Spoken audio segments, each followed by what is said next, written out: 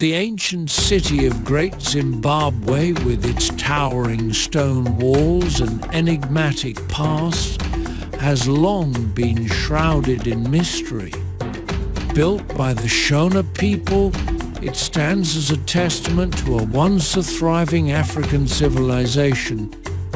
Yet, the true story of this monumental site has been obscured by centuries of misrepresentation, colonial exploitation, and a persistent disregard for the voices of the very people who created it. This is the tale of Great Zimbabwe, a story of power, mystery, and the struggle to reclaim a forgotten legacy.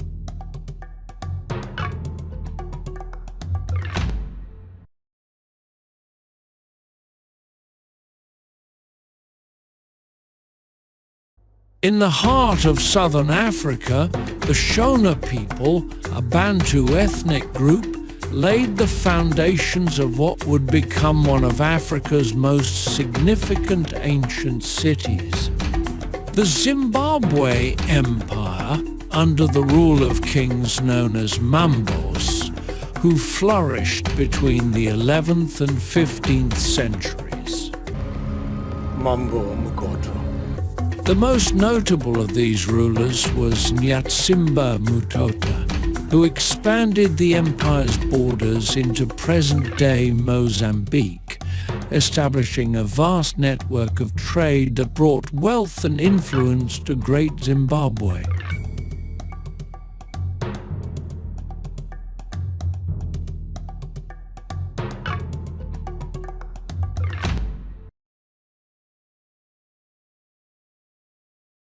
The first whispers of Great Zimbabwe reached European ears in the 16th century, when Portuguese explorers spread rumors of a grand stone palace in southern Africa.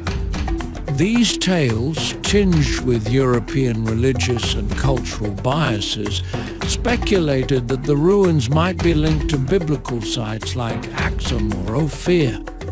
This narrative persisted into the 19th century, when German explorer Karl Mausch discovered the ruins in 1871.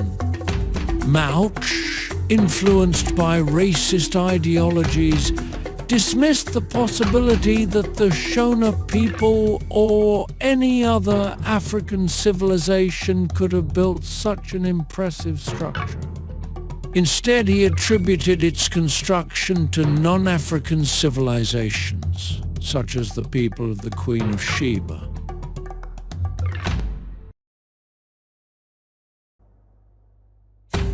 The colonial era brought further damage to the legacy of Great Zimbabwe. Cecil Rhodes, driven by similar racist beliefs, sponsored investigations that sought to reinforce the myth of non-African origins for the site. J. Theodore Bent, under Rhodes' patronage, disregarded clear evidence of African craftsmanship in favor of speculative theories that a prehistoric Arabian race had built the city.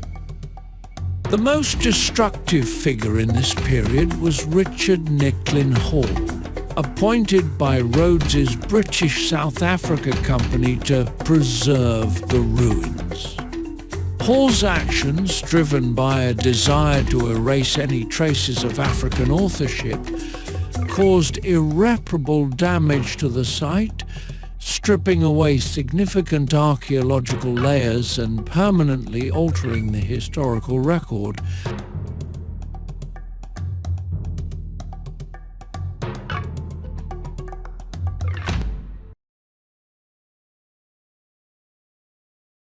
In the face of colonial misrepresentation, a few voices began to challenge the prevailing narrative.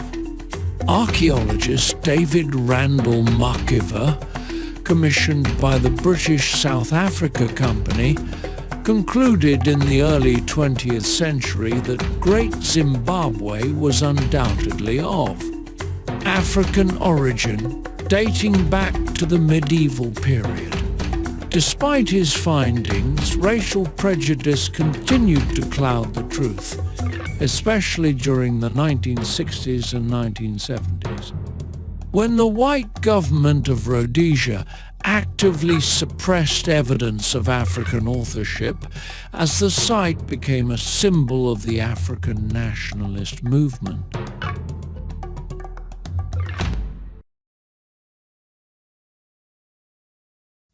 Even with the question of its builders settled, Africans, not outsiders, the mysteries of Great Zimbabwe remain.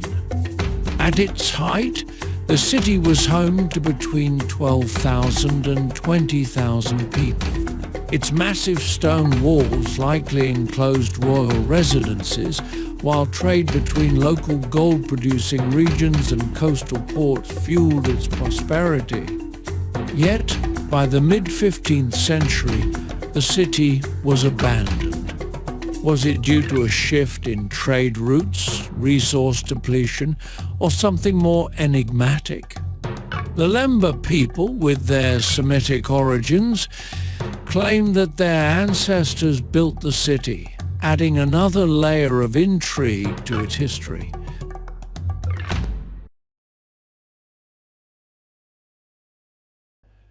Today, Great Zimbabwe stands as a symbol of African heritage, but its history is still often viewed through an archaeological lens that neglects the voices of the local Shona people and other indigenous groups.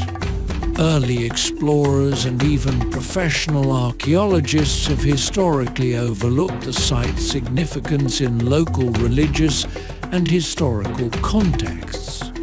Efforts to highlight its sacred role, particularly in the 19th and 20th centuries, have been hampered by a continued reliance on colonial-era accounts. Yet, the story of Great Zimbabwe is not just a tale of stone walls and forgotten kings. It is a story of resilience, cultural pride, and the enduring legacy of a people who built one of the most remarkable civilizations in Africa.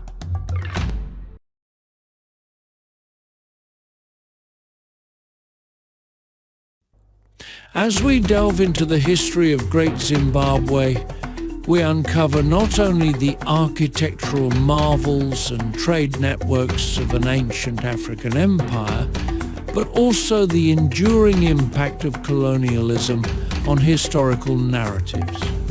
The story of Great Zimbabwe is a reminder of the importance of reclaiming and preserving African history from the distortions of the past. It is a call to listen to the voices that have long been silenced and to honor the true legacy of the Shona people and their ancestors.